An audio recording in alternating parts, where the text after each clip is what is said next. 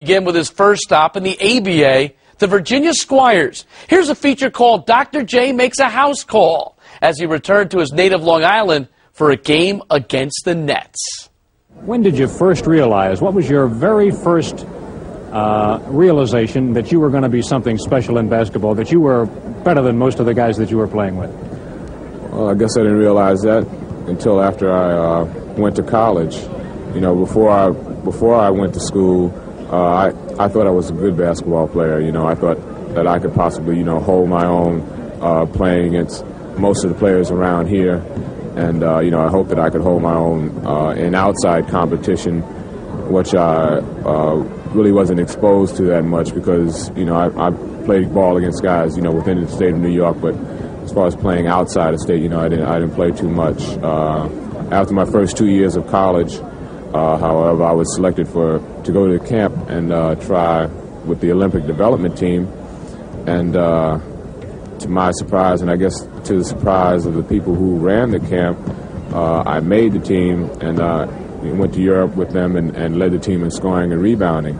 I think at that moment, I might have realized within myself that, you know, I was possibly a superior player. You know, you make it look so easy. And to me, it's hard to believe that it really is quite as easy as you make it look. Is it? Well, coaches have always told me, all the coaches that I've had, and that's in high school and in college, that most effective way to play the game of basketball is to utilize the basic fundamentals and put the ball in the hoop the easiest way possible for you. And I think, you know, this is something that each individual has to decide, you know, for himself, which is the easiest thing for him to do. Me, I think that when I play the game of basketball, it's easiest for me to score in close to the basket and up in the air. And, you know, I try to take advantage of my ability to, and most of the time shoot the ball while I'm at the peak of my jump, you know, maybe above the rim and just laying it in. You know, I would say that you are a complete player now, and yet if there is a deficiency in your game, it would be probably outside shooting and maybe your defensive play. Let me ask you about these two aspects in two parts. First of all, do you work much on your outside shooting? Well, yes. Unlike in college, you know, where we would play twice a week and then practice the other days and maybe get in 3 or 3.5 hours of practice. In the professional game, it's playing 4 or 5 nights a week, and, you know, maybe when you don't play, you might practice for an hour. And this is practicing in a formal sense. You know, when I usually go to this type of practice, I try to work on my shooting because I know that, you know, if I do have a deficiency in the game of basketball, maybe it is, you know, my range.